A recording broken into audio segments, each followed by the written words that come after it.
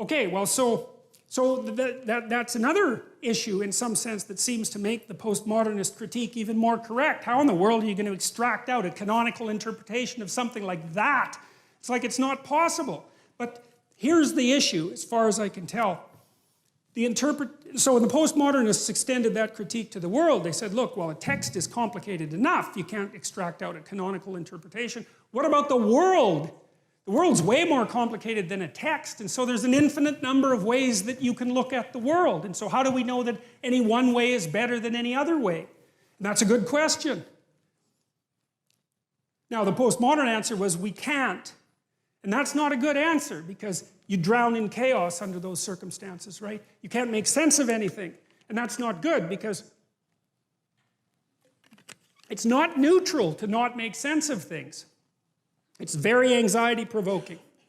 It's very depressing, because if things are so chaotic that you can't get a handle on them, your body defaults into emergency preparation mode, and your heart rate goes up and your immune system stops working, and like you burn yourself out, you age rapidly because you're surrounded by nothing you can control. That's an existential crisis, right? It's anxiety-provoking and depressing, very hard on people. And even more than that, it turns out that the way that we're constructed neurophysiologically is that we don't experience any positive emotion unless we have an aim and we can see ourselves progressing towards that aim. It isn't precisely attaining the aim that makes us happy. As you all know, if you've ever attained anything, because as soon as you attain it, then the whole little game ends. Then you have to come up with another game, right? So it's Sisyphus. And that's okay, but it does show that the attainment can't be the thing that drives you, because it collapses the game. That's what happens when you graduate from university. It's like you're king of the mountain for one day, and then you're like surf at Starbucks for the next 5 years, you know? So, yeah. So what happens is that human beings are weird creatures, because we're much more activated by having an aim and moving towards it than we are by attainment. And what that means is you have to have an aim, and that means you have to have an interpretation. And it also means that the nobler the aim, that's one way of thinking about it, the better your life. And that's a really interesting thing to know, because, you know, you've heard ever since you were tiny that you should act like a good person, and you shouldn't lie, for example. And you might think, well, why the hell should I act like a good person, and why not lie? I mean, even a 3-year-old can ask that question, because smart kids learn to lie earlier, by the way. And they think, well, why not twist the fabric of reality so that it serves your specific short-term needs? I mean, that's a great question. Why not do that? Why act morally? If you can get away with something, and it brings you closer to something you want, well, why not do it? These are good questions. It's not self-evident. Well, it seems to me tied in with what I just mentioned. It's like, you destabilize yourself and things become chaotic. That's not good. And if you don't have a noble aim, then you have nothing but shallow, trivial pleasures. And they don't sustain you. And that's not good, because life is so difficult, it's so much suffering, it's so complex. It ends and everyone dies and it's painful. It's like, without a noble aim, how can you withstand any of that? You can't. You become desperate, and once you become desperate, things go from bad to worse very rapidly when you become desperate. And so there's the idea of the noble aim, and it's not something, it's something that's necessary. It's the bread that people cannot live without, right? That's not physical bread. It's the noble aim. And what is that? Well, it was encapsulated in part in the story of Marduk. It's to pay attention, it's to speak properly, it's to confront chaos, it's to make a better world. It's something like that. And that's enough of a noble aim so that you can stand up without, you know, cringing at the very thought of your own existence, so that you can do something that's worthwhile to justify your wretched position on the planet.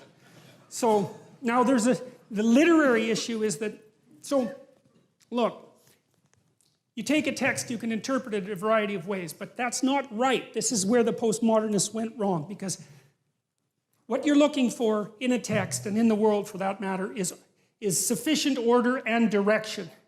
So then we have to think, well, what does sufficient order and direction means? Well, you don't want to suffer so much that your life is unbearable, right? That just seems self-evident. Pain argues for itself. I think of pain as the fundamental reality, because no one disputes it, right? I mean, even if you say that you don't believe in pain, it doesn't help when you're in pain. You still believe in it, right?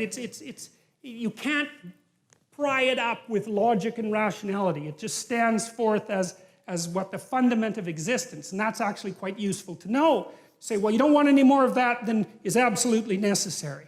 And I think that's self-evident. And then you say, well, wait a minute, it's more complicated than that. You don't want any more of that that's necessary today, but also not tomorrow and not next week and not next month and not next year.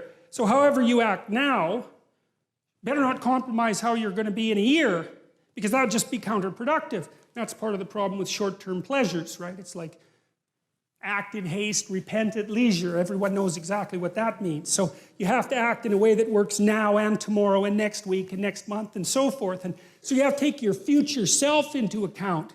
And human beings can do that. And taking your future self into account isn't much different than taking other people into account, right? Because I remember there's this Simpson episode, and Homer downs a quart of mayonnaise and vodka.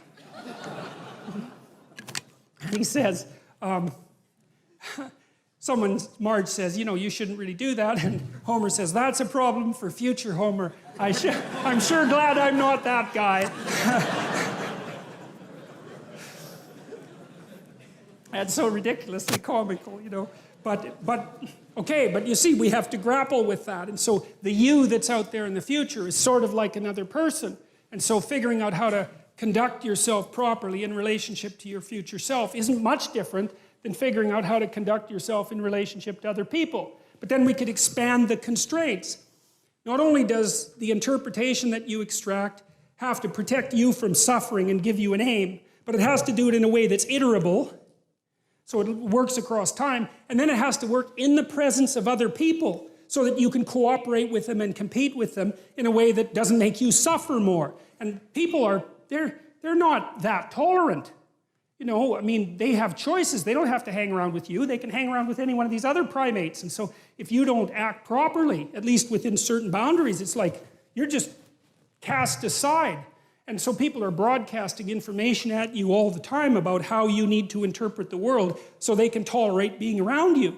And you need that because socially isolated, you're insane and then you're dead. No one can tolerate being alone for any length of time. We can't maintain our own sanity without continual feedback from other people because it's too damn complicated. So you're constrained by your own existence, and then you're constrained by the existence of other people. And then you're also constrained by the world. You know, if I read Hamlet, and what I extract out of that is the idea that I should jump off a bridge. It's like it puts my interpretation to an end rather quickly. It doesn't seem to be optimally functional, let's say.